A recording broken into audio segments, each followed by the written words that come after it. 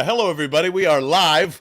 It is Bell and the Birdmen, and thank you so much for tuning in wherever you are. I am John Bargett along with Vince Quinn and my man. Yeah, we were live streaming on Saturday. We saw, well, I don't know what we saw, but it wasn't a football game. We did, however, see Carson Wentz fail miserably, and that made me so happy against the 2-14 Jags team. The Eagles are playing the Bucks at 1 p.m. on Sunday at Fox. God bless them. We'll be at the Henry James Saloon. So will you be too. 577 Jamestown Avenue, by the way. It is the week of getting pumped up for the Eagles taking on Tom Brady. And Vince Quinn, I always love that you put on Bell and the Birdmen social at Bell and the Bird. It's hashtag by Tom, and I'm totally on board with that. It's time to kill this man, John. I am ready for blood. I am ready for violence. I am ready for a victory. I hate Tom Brady's guts, and there is nothing better than knocking him out in the first round of the playoffs coming off a Super Bowl. It's exactly what the people want, and we're here to give it to him, baby. We've been dying for this for a month, John. Yeah. Of let's get the Bucks. And you know what? Things have gotten worse for them since then. Like the Bucks are a complete mess. So I've got a lot of reasons of why we're going to beat them, and we can get to that in a minute. But just first, God, I'm just so excited for this matchup, man. This is going to be great. Yeah, me too. It feels good to be in the playoffs. I'm glad that Jalen Hurts is going to get some playoff experience because it took Carson Wentz years just to get a couple of snaps against Seattle. You kind of get that out of the way heading into this week, and I couldn't be more pumped up. And there is a ton to get into, especially with I have a take that I told Vince that I was assured was going to make people mad. So we will save that for the back half, but it does have to do with Miles Sanders and this offensive line. And what we're going to do today, and on Thursday, I'm going to try and do the maybe the opposite of this, is the 5 reasons exactly why the Eagles can take care of the Bucks. And Vince has put this list together. I have not seen or heard, so I'm just sitting here to react to see like why Vince believes that the Eagles can take care of the Bucks, and I absolutely think they can. Well, for a list of reasons, as obviously that's the point of the segment. But Vince, start us out with your number one reason of why you think the Eagles can take care of the Bucks this weekend. Well, yeah, and so I did this in a very special way, John, because when you think about everything that's going to go into this Eagles-Bucks matchup, what a lot of people are going to talk about, and I totally get it, is the previous game. We played them week 6. Yeah. We played them this year, so it's like, all right, well, what did they look like? How did we do? And whatever. So I went back today. I rewatched that game, and once I saw that game and thinking about where that was then and where things are now, 5 reasons why we're going to win this game. Number one, and this is one of the I'm going to get the obvious ones out of the way first because they're obvious. Like, what's the point of saving them to the end? It's not good showmanship. You know what I mean? So, number one, injuries, right? Injuries for Tampa Bay, just roster changes for Tampa Bay. Running off the list, these are the obvious names that everybody knows. Chris Godwin, Leonard Fournette, Levante David, Gio Bernard. Ronald Jones has been dealing with an injury lately. Jace Pierre-Paul's been dealing with injuries, and, you know, he's had the whole hand thing. And then Mike Evans has had some stuff where he hopped out of the game last week and has had some hamstring issues as well. So injuries. They had all those guys in the game in week 6. They don't have those guys now. And by the way, John, this is for the Eagles side, not talked about a lot, but it should be this week when you're talking about that game and what this game is going to be. You know who didn't play in that game for the Eagles? Lane Johnson. Big time. Yeah. It's huge. That was the Andre Dillard game. That was the game. So Dillard, if you remember this, and you might not because this season has just been completely insane, but what happened was Andre Dillard, he goes to left tackle. Jordan Mailata played right tackle. So you're out your right tackle. You moved Mailata over, and they were still competitive. So I want to get to that a little bit more, but Lane Johnson was not in that game. So the biggest, most overarching thing, the injury stuff, it looks way worse. And by the way, Antonio Brown in that mix and all the nonsense. And Jordan Mailata being at left tackle instead of right tackle is also a big deal. Yes, absolutely.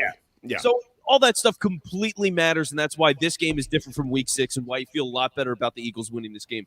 Other thing is, obviously, for the Eagles, the offense looks different, right? It's just the whole feel of everything when it comes to the running game and how they rotate all the different guys and having an identity, know what they're doing in short down and distance. They've gotten better with the passing game.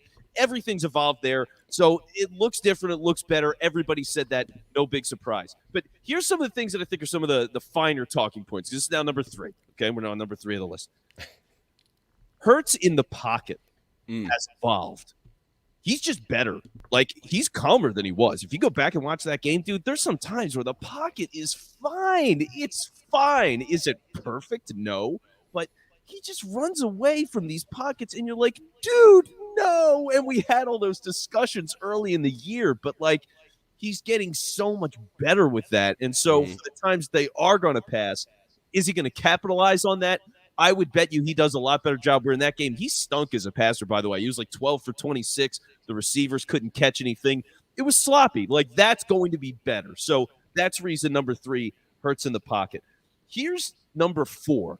And when you watch this game and you go back through Tampa and the Eagles in week 6, you know what changed in the second half? So the Bucs were up pretty big, and this was a bit of a laugher, and then the Eagles worked their way back.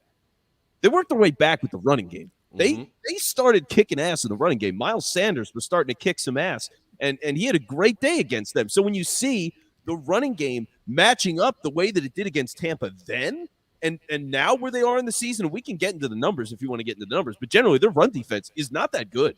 It's not that good. So they've already proven the run can work. They got points against Tampa. They made it a close game at the end, and now they got a chance to do that again. That's reason number 4, feel incredibly confident about it. And then here's number 5.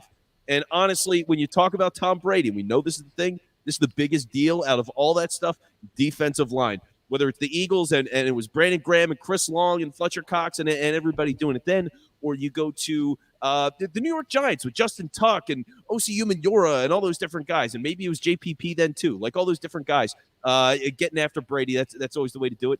Fletcher Cox is a different guy, man. Like, can we just talk about how different Fletcher Cox has been from the first half of the season to the second? Because the first half, what did we spend all our shows on? We're like, yeah, dude, it seems like he's not happy, and sounds like he's going to get traded, and this is last year, and the Eagles want to get rid of him and all this stuff. And, like, he's playing really well now. They move him at defensive end sometimes. He's playing defensive tackle. He's just been more aggressive, more active. You just see it. You just see it. Like, I don't have the exact numbers, but you see it. You feel it. So when you're seeing the injuries, when you see how the Eagles' offense has changed over the last couple of weeks, Hurts in the pocket, the way they came back in that game with the running game specifically, how it showed you how well it can work. And Fletcher Cox, dude, they're going to win this game. Yeah, I feel really confident about that too. It's really silly that we're sitting here saying this with like the defending Super Bowl champions. It's Tom Brady. It's all that. But this offensive line is just that good. You know, that to me should be the number one thing. And you saying that Lane Johnson's going to be here only helps that. And Vita Vea, as we said on Saturday, gets paid, a huge extension, rightfully so. I mean, he's one of the best interior linemen ever. To be honest with you, I think he's playing at that level and surefire Hall of Famer if he continues on and stays healthy, all that stuff. I think this offensive line is better than them. Jason Kelsey and everybody can take care of them. They can give Hurts a decent amount of time. They can, finally go to Devontae Smith in this one if they so choose. The one thing I just don't want them to do, and if I can fit this in, because it's spooking me out a little bit now that Ben Baldwin's kind of released his end of the year chart. Vince Quinn, 100% on board with running against this team. However, do not do it with Miles Sanders there. Do not do it at all with a lead back, broken arm, not broken arm. Miles Sanders has to stay away from this game. And if he does, they will win. Because I don't know if you've looked at the analytics of like where Miles Sanders kind of fits between everyone else. He is out on his own plot of land and not in a good way. Like his expected yards with this offensive line is 5 yards. 5 yards automatically. It means everybody across the board here is expected to get almost 5 yards a carry. And he is giving you, with that 5 yards, an extra 0.2, 0.3, 0.4, 0.5. Like, that's always been my problem with Miles, and that's always been my problem with him trying to take over a game. If you can't hit a home run against the Bucs, get out. Boston Scott can hit a home run. That new kid, 32, can hit a home run. Huntley can hit a home run.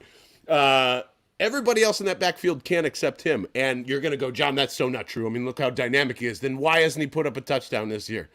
Why with all that space, with all that, with very athletic, Bucs DBs and safeties and all that stuff? I don't want Miles Sanders anywhere near this game.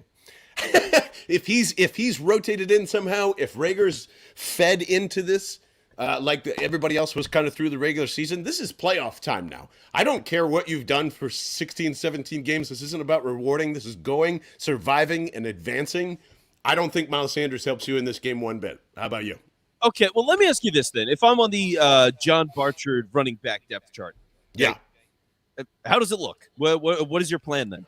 Boston Scott, Okay. Kenny Gainwell, Huntley. That's it. You run a 3-man rotation. Everybody, you save. Not even What's that? Howard. No Howard. Scott. I mean, yeah, Howard split between Gainwell whatever the matchup is telling you to do. Howard and Gainwell split carries, but Boston Scott's my lead back until between him and Jordan Howard. That's all you should be doing, because that actually has different dynamics. And Miles Sanders is not a pass catcher either. So, like, what is the point of having him out on against the Bucs? And he's injured on top of that. Like, I hope he stays away until the NFC Championship game, to be honest with you. So that's if that's a possibility. But yeah, riding the hot hand and going with Boston Scott, I'm totally good with that if he's the lead back. Honestly, I have no regrets with that. If you're mixing in him and Jordan Howard, and then Sanders is getting some carries here and there, and it's a change of pace thing because he does have that quickness and all, I'm good with that. I mean, I totally understand that, and I'm all in because Boston Scott has been doing it consistently. I mean, one, for the past couple of years, and two, he's got a great nose for the end zone, and he's done it lately. So with the running backs and the way they move those guys around, yeah, if this was a Boston Scott game, I think that's good for you. Also, Bucs haven't seen Boston Scott. He wasn't getting carries at the beginning of the season. He wasn't in that game. He did nothing in that game. I think he literally did nothing in that game. So if you're going back and trying to set those new precedents and surprise them a little bit, yeah, like I could get into that. You rotate him, you rotate Howard a good bit. But I will say this, because going back to the chart, right, like talking about where Sanders grades out here, because basically imagine there's a line, like a diagonal line in one of those typical, rectangular charts, and Sanders is on the far end because the offensive line, it is expected to get them 5 yards of carry, which is ridiculous in ecology kind of thing. It's amazing. So, yeah, for him to just do a little bit better than that, I am curious. But, like, I wonder what Boston Scott would look like in a scenario like that. If you were stretching out the graph that way and put Boston Scott on it. He wasn't on there for some reason. I don't know if it was a carries thing or if it was the top carry guy for each team. I think it was top carries for each team. Yeah, that would do it. But, like, seeing one, where Boston Scott would look like on that list, but also two, where Sanders would look like on that list from the second half of the season. Because the case for Sanders is he didn't hit the hole before. Like, that was his constant problem. I bitched about it. You bitched about it. We still doesn't. He still doesn't. He's gotten so much better at that, man. Come on. He's so much better at that now. He's hurt all the time now that he's doing it. But when he's doing it, he's been doing it. Yeah, like, I think he's been good lately. He has been good, but I'm just saying exceptional or great. Like, to me, he's just a guy. He still is just a guy. He has not proven anything that he can go and take over a game. And if you're going to rely on the rushing attack, just give me the guys that move forward, move the pile, and don't think twice about it. You know what I'm saying? And the same thing with Rager in the bit of running sideways, no matter what role he has, like get Huntley and Gainwell back on kickoff returns and who cares? Like this is the time to make those big executive decisions from Nick Sirianni and all that. And I hope they end up making the right call there. But I don't know. That's just how I kind of view it earlier in the week. And it was funny too because Oz on YouTube is saying hot take Sanders gets a TD on the first carry. So funny. And Sebastian in here too said, can you re-explain that stat? I read about that Sanders thing today, but I thought it was a good thing. It's good in many cases. So what the metric we're talking about is essentially judging running backs by the speed at which they're given the ball, the defense that they're playing, and their offensive line. And what that metric spat out was, based on all those things, it was expected Miles Sanders should have 5 yards per carry throughout the season, about.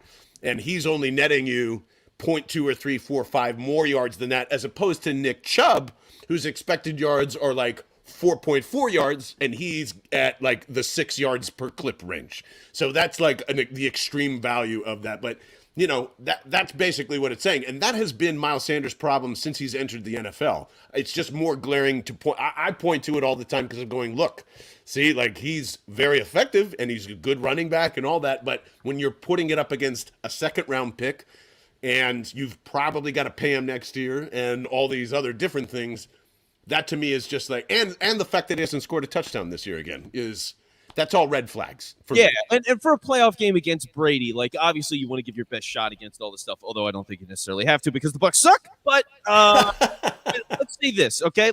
You have the text line up if you're watching on YouTube, Yeah. Twitter, Facebook. So 215-509-5833. Hit us up on the text line. Like, let it honestly. And I'll put this out as a poll question as well. Who would you rather give more carries to against the Bucs, Boston Scott or Miles Sanders? I would love to see what people think because right now Yeah, I would go Boston Scott. I think you're dead right with that one. I think it's a great play, and I don't know if Tampa's going to see it coming. But here's the other question I got for you with the playoff game. Obviously, we're going to get into the Bucs more. Like maybe we get into some hardcore stat stuff later in the week and whatever. But thinking about where this season's been and how weird it is and how crazy it is, like because this season's just ridiculous, man. On some level, when you hear about a playoff game against the Buccaneers, you could say house money. Is this house money? Like, is it? I don't know. Not really. House money in terms of like not expected to win. They're a 9-point underdog. I get it. I guess from that perspective, sure. But this isn't house money. This is, wouldn't it satisfy everybody if Jalen Hurts plays a good to an exceptional game and gets a playoff win against Tom Brady and the defending Super Bowl champions, and even if that's the only thing that they do, I don't think that's house money. This is trying to prove that you don't need to do much more but build on with those first 3 picks. I think it's a very important, game here. Like this isn't. I'll be disappointed if they lose. Absolutely. Would you be disappointed if they lose? I'd be semi-devastated, to be honest. Yeah, I mean, if they won, because I legitimately believe that they're going to win, and like this game is going to be so much fun and so awesome. Like I'm so geeked out for this game, I'm freaking out. But yeah, the other side of this is like Jalen Hurts and the playoff status and playing against a good defense, and what does he look like? I mean, that's a really major question, right? Because for all the criticism, and even the people that support him, enough of them acknowledge, like, yeah, on this back half, it has been the easier teams. They've played better, but they run the ball, and yada, yada, yada. All the things have been debated like crazy. So the playoff game gives you something. Like, that matters. Sirianni and the play calling, what he does with his game plan, what Jonathan Gannon does. Oh, my God. Like, there's going to be a lot said about Sirianni and Hurts this week. This is a Gannon week more than anything. Like, don't screw this up. Get ready to be mad, Vince. Yeah. I'm just telling you, like, what would you do if you're Jonathan Gannon, by the way? Because I'm doing the same shit. I'm letting Tom slice me up 4 yards at a time and saying, hopefully the offense can take care of business. Yeah, that's pretty much what it is. You force the Bucs to run long drives. You know what I mean? Like, that's what it is. Long drive, long drive, long drive, long drive, long drive. And if Tom Brady's completing 15 passes, like, you live with that, dude. You just you live with that. Because going forward here, like, Antonio Brown has been the consistent short stuff, like taking the screens and all that. Godwin can give you a little bit of that. But, like, Mike Evans is not that guy. You know what I mean? So if you're forcing Mike Evans, who's more of a deep ball guy, and Gronk, who's like mid-range over the field stuff, mid-range to deep over the middle of the field, those are shots down the field. Like Gannon's defense should, with all those guys missing, should be pretty good here. It really should be. So you put Slay on Evans and just good luck, right? I mean, that's what I would do, and just play zone for the rest of the guys, and however they want to do it. Are you blitzing Tom Brady that much? I think I am. Yeah, I think I'm doing the opposite, and just who cares? You're going to get down to the 20 anyway. Let's see if we can just create a turnover here. Yeah, I'm putting Slay on Evans, putting Rodney McLeod on Gronk, and I'm basically blitzing the crap out of him. And that's just what it is. And if Scotty Miller beats you or Tyler Johnson beats you, then you stink. Like it is what it is. I'm willing to die on that hill, but like they should be able to handle it like this. By the way, Mike Evans in that game, that last game where the Eagles played the Bucs, 2 catches, 27 yards, didn't do anything, nothing. Darius Slay. That's same thing. Exactly. Yeah. So the matchups are good. Like, that's the thing. All the matchups are good. What scares people is the offense. And technically, it's the number 2 offense in the NFL. But it's the same thing that we talked about with Dallas. Is Dallas really the best offense in the NFL? Is anybody going to say that? No. Like, they're not the best offense in the NFL. They're very talented. They played like crap lately. The Bucs, I mean, think about this. Tom Brady was playing in that Week 18 game. He played the whole game. Well, they had something to play for, but yeah, I agree. Yeah. But not as big a stake, and they're playing that whole game, and they have to play that game. And for a while, Carolina was close. Like they pulled away in the fourth quarter. That's where they put up all their points. But it's not like they're dominant. It's not like they're rolling over anybody right now. They almost lost to the Jets 2 weeks ago.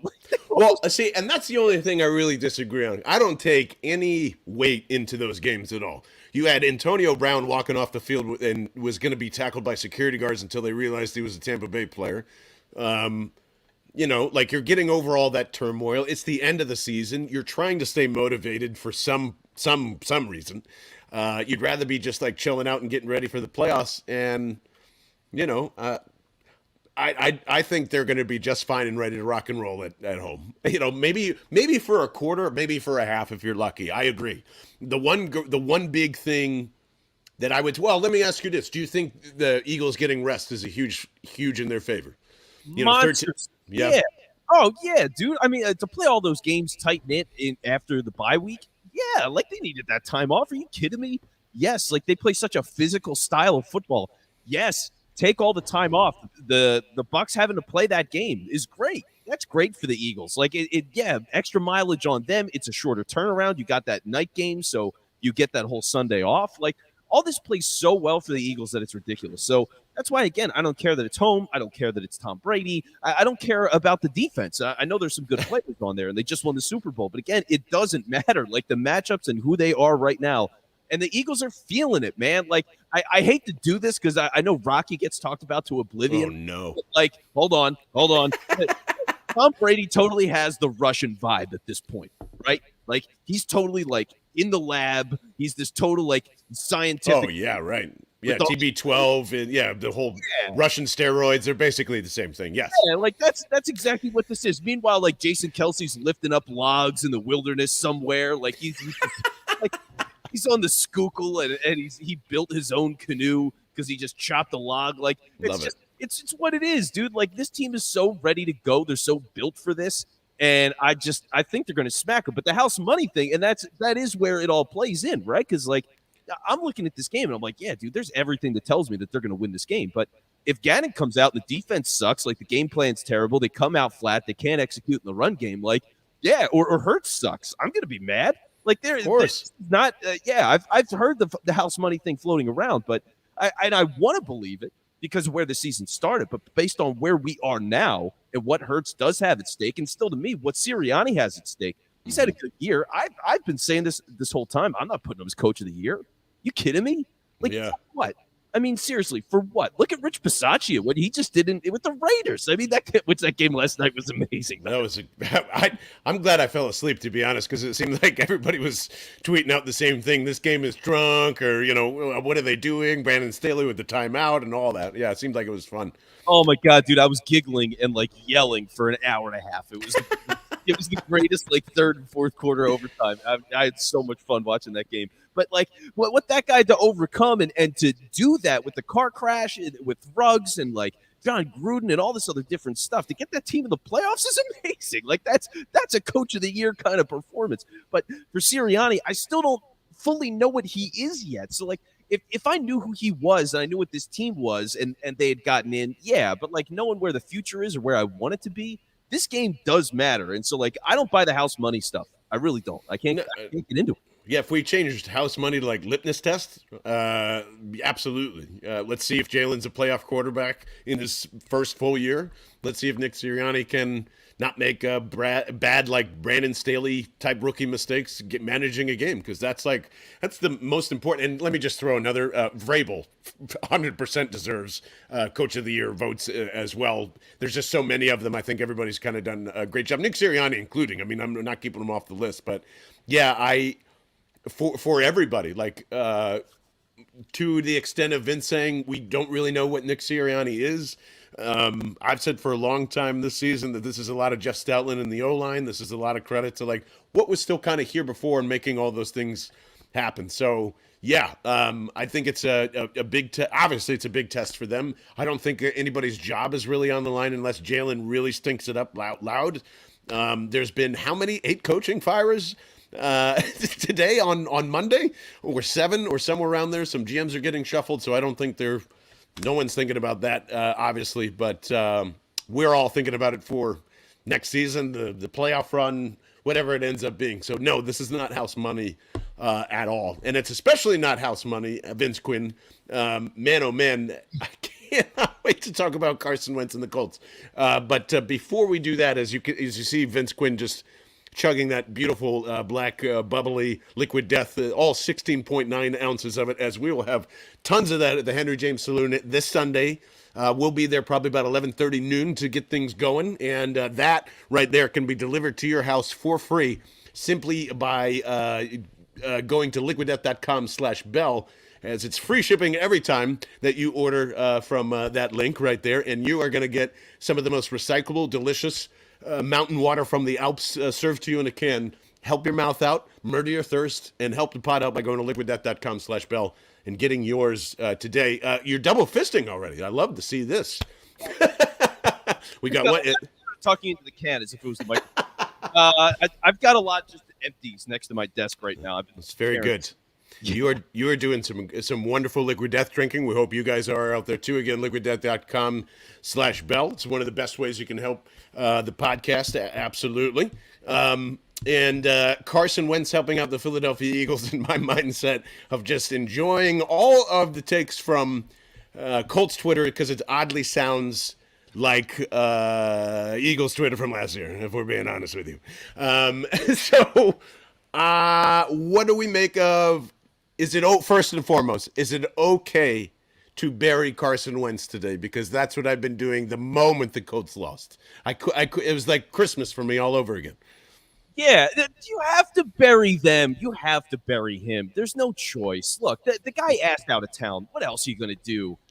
They got rid of Doug Peterson. He could have stayed if he wanted to stay. They weren't like thrilled about it, but they could have kept him if he wanted to stay. He didn't want to stay. He didn't want to stay. He couldn't be here. He couldn't handle it. And I get it. Like, for him, it was a historically weird situation. You have your backup quarterback come in, he wins the Super Bowl, and then, oh God, you get hurt again, and he wins playoff games again without you, like gets them into the playoff race and works them in. So it was his worst nightmare come true. He couldn't recover from it. And like, that's the thing with me. When you look at Wentz, you're making fun of this guy and all that stuff. I totally get it, because the truth of the matter is he's fundamentally not the same guy that they drafted. He's not the same person. And like, I saw Kevin Cooney, for example, who does a great job, and Kevin's been around on the scene for a long time. Like, he had this tweet. It was basically like, I was wrong about who I thought Carson Wentz was. I don't know about that. We all were.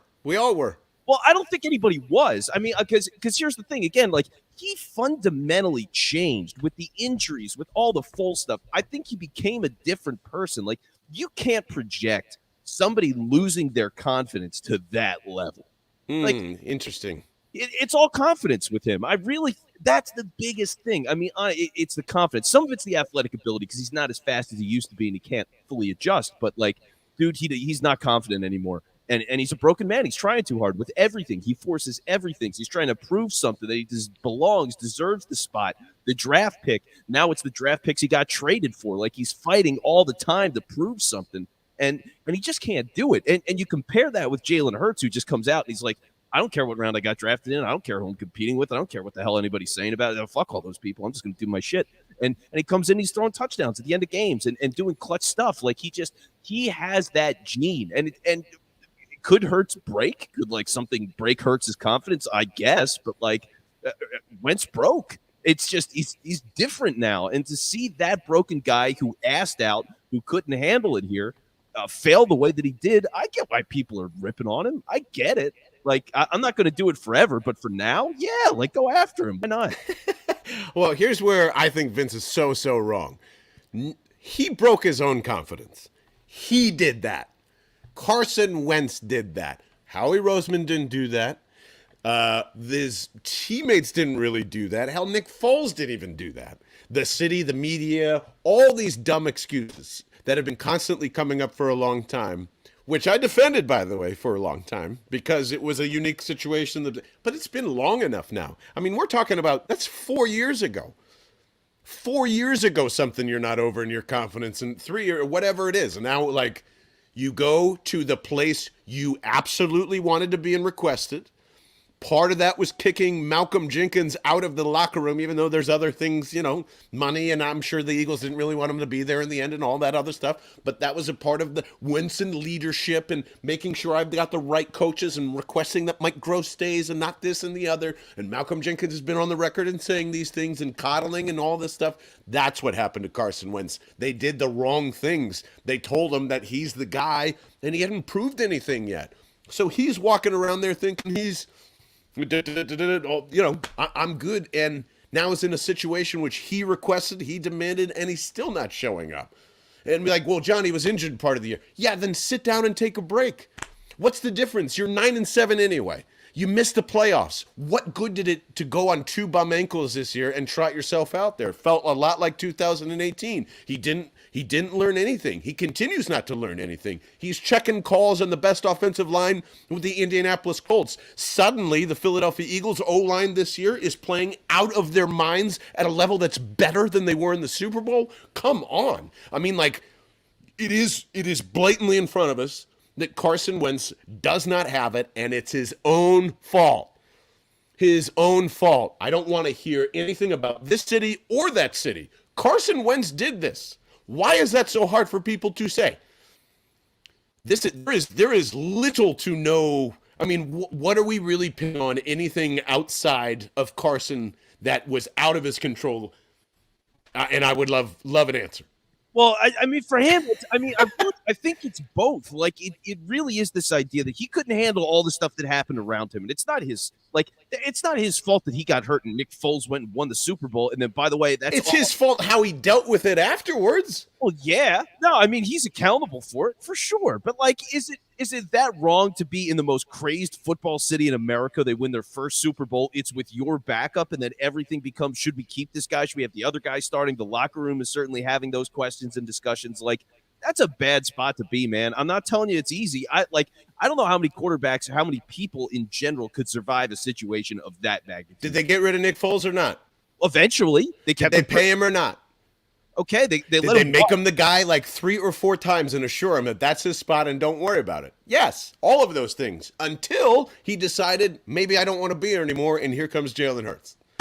And he gets one whiff of Jalen Hurts. He knows exactly what's going to face him the next season, and he's like, yeah, I'm out of here. So, I mean, all of that sounded very sports radio, very boomer-like, and I even thought, like, okay, guys, like, relax. He wants to go to a new team and get a fresh start. I don't think that's the craziest thing in the world. But now that this is lined up like that, that's him. That's his character. He's a fraud. He's not a leader. He's not any of those things. He wants to be those things, but he cannot be because he just isn't. You ever meet one of those people, like, that come out of college and get that management job and have no experience at the management level whatsoever, and all the workers are just running circles around that little young person? That's Carson Wentz. He is the college-educated leader, but he has not had any tangible experience in the NFL. Who is he leading? Who is he led? Who is he inspired? Nobody. No one. And in fact, T.Y. Hilton, social media never lies, liked a tweet that is begging for and wishing Andrew Luck to be back. So it's happening out there too. All the Alshon stories this offseason are going to filter through like fucking crazy in the Indy Star, and I can't wait to see it. He is what he is. That's my takeaway from Carson Wentz this season, and I am so glad that he's a $34 million first round pick instead of being on this team. Yeah, no, it's the fact that they got rid of him. How he nailed it. I mean, like they're lucky that he asked out because. Mm-hmm. Have kept him. I mean, I would bet if he said he wanted to stay, it's like, what are you gonna? You can't force him out if he's gonna stay. It's you trade him, you know. But like when he wanted out, the Colts came around and all that different stuff. So yeah, they nailed it, man. And like, yeah, you know what's funny? The Wentz analogy you gave is interesting. Where he was in my head was like, you ever press down on a loaf of bread? Yes, I know exactly what you're talking about. Like it takes some time and like very slowly it kind of like works its way back up to a certain. But it never looks the same. Never looks the same, and that's the thing. Like him in Indy, could he get a little bit better? Maybe sure. Down a little bit more and like whatever, makes less dumb plays, and maybe that happens. But he's never going to be the same guy. It's never like Philly. 2017 Wentz is dead. He's dead. Like that's the thing with all of this. And that's on some level, I think what people are celebrating with this and on some level mourning at the same time when they rip him. You know what I mean? Because it's like, oh yeah, that guy's never existing again. We're never going to see that. He's not that guy. He is a different person, and we're better without him. Like they really, I think a lot of fans feel that. And when you see Hurts, and again, the way he plays and the confidence that he's got, and the way he inspires people, it's a very different animal. It's just, it's something that the fans are really excited about. So the fact that Hurts is here playing the way he is makes it that much easier to rip Carson. Because like, let's say it was Minshew that was here all season and he did like some dumb stuff and or just had some bad games. We wouldn't rip Carson as much. Like he's getting ripped so much because Hurts looks good. I mean, really. Otherwise, there'd be a lot of debates and questions and whatever, some level of regret about Wentz and, oh my God, I can't believe we let this guy go. Maybe we shouldn't have done it. But now, like, yeah, you're going to celebrate this because, again, he wanted to leave. He wanted to leave. He's the guy that made the choice. So when it goes like that and he's the guy, they lost to the Jaguars. And dude, did you know? 2 wins. Yes. And they're picking in the top 2. Did you know about the bit that the Jags fans were doing this week? Well, there's a couple of them. Which one are you talking about? The clown suits? The clown suits have been amazing. Did you also see the fan during that random, like, they pull a fan out for trivia in between quarters or a timeout, and was given three selections and just said, C, fire Balky. Over the PA system. Jaguars fans, I hope you never leave Jacksonville. You've given me so much entertainment. I respect you guys immensely. I hope you get what you want. And thank you for taking care of Carson. Which leads me to my last thing here, bud. I said it on Saturday during the live stream. But because of all of this, because Jalen Hurts has been successful so far, led a 4-win team with some of Carson Wentz's wide receivers, by the way, to a 9 wins in the playoffs. Carson Wentz went the opposite way and was good for -2 wins for the Indianapolis Colts. They should have called Phillip Rivers and gave him a bag full of money. They probably would have been doing better. Yeah. I am officially done with all of this debating if Howie Roseman is good at his job or not, because he is.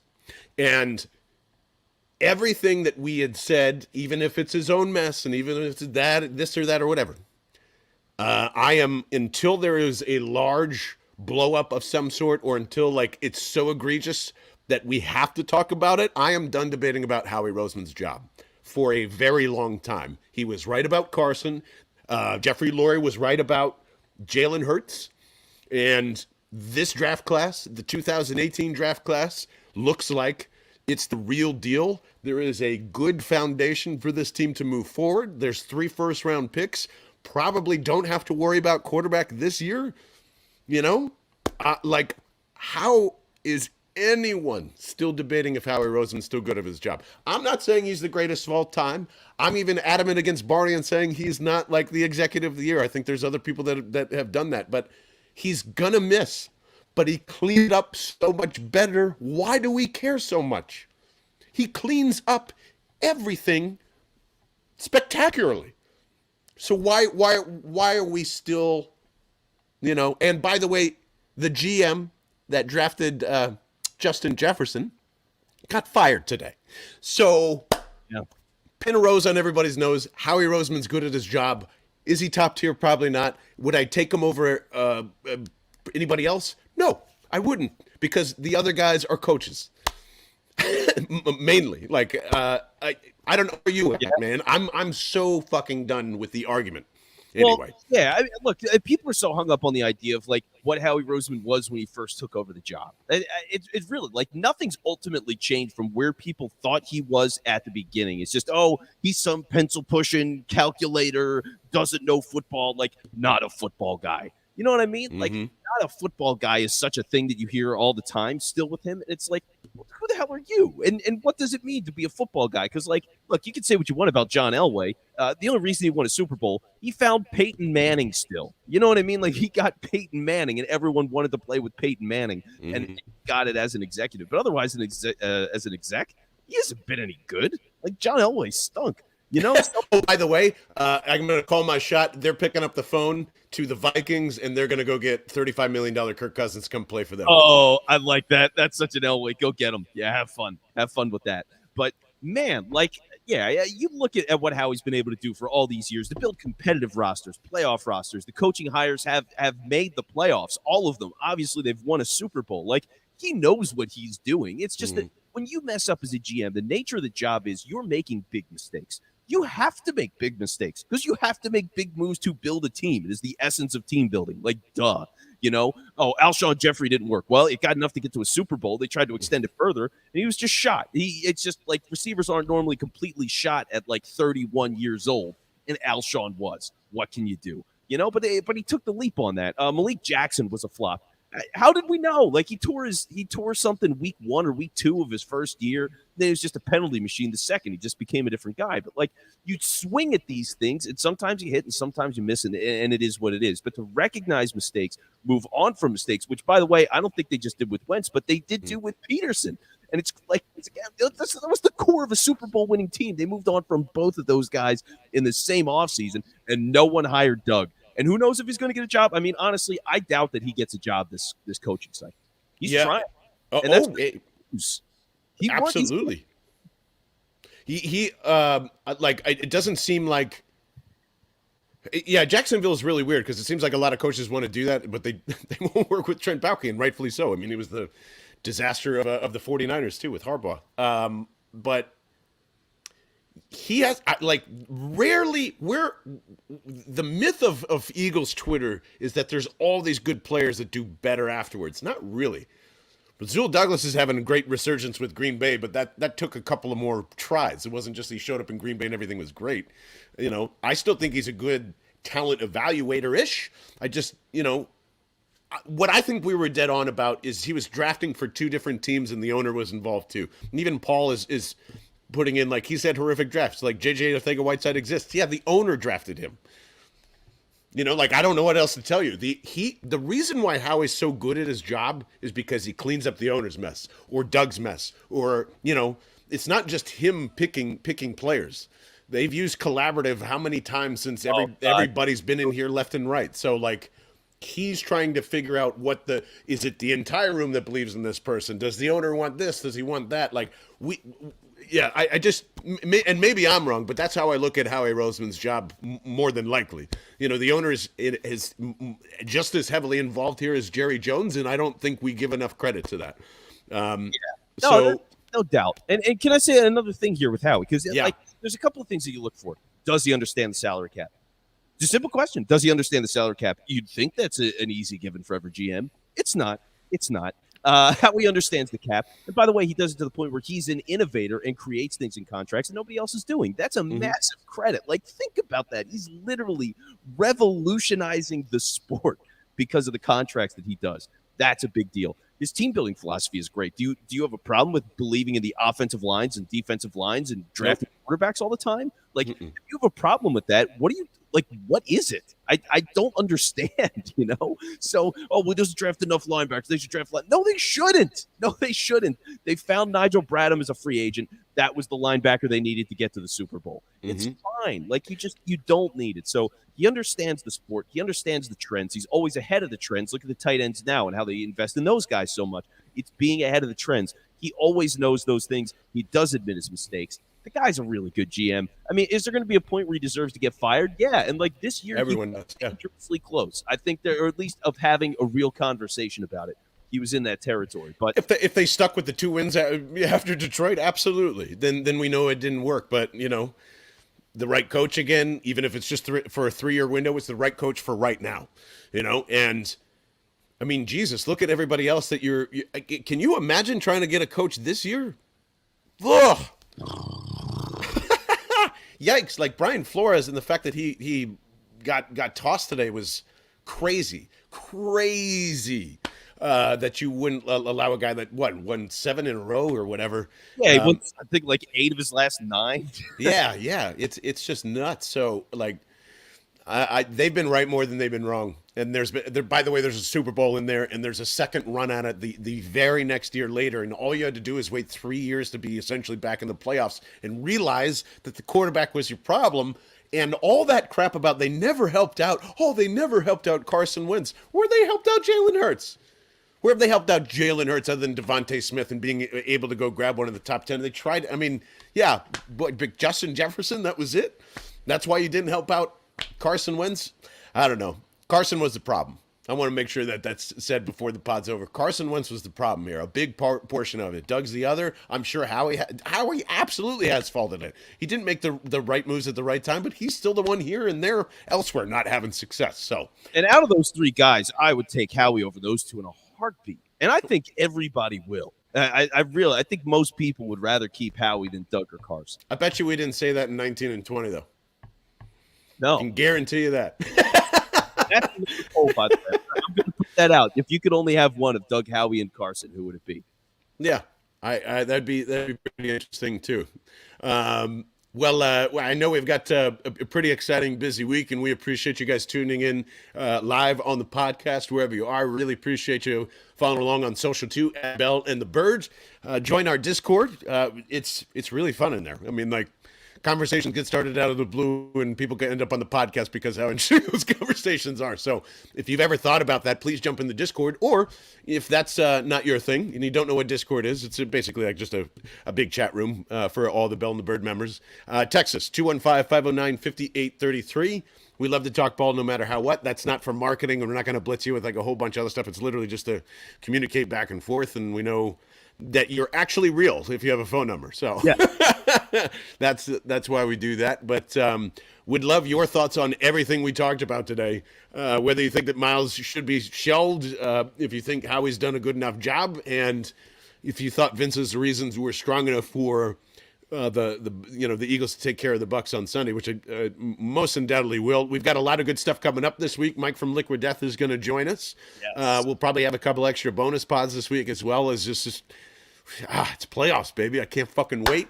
Rob Whitney's going to have the pink beards ready for us on Sunday. So if you want to dye your your beard, or if you don't have one and want to make a pink beard, come to the Henry James Saloon on Sunday at noon, and we'll get the party started there.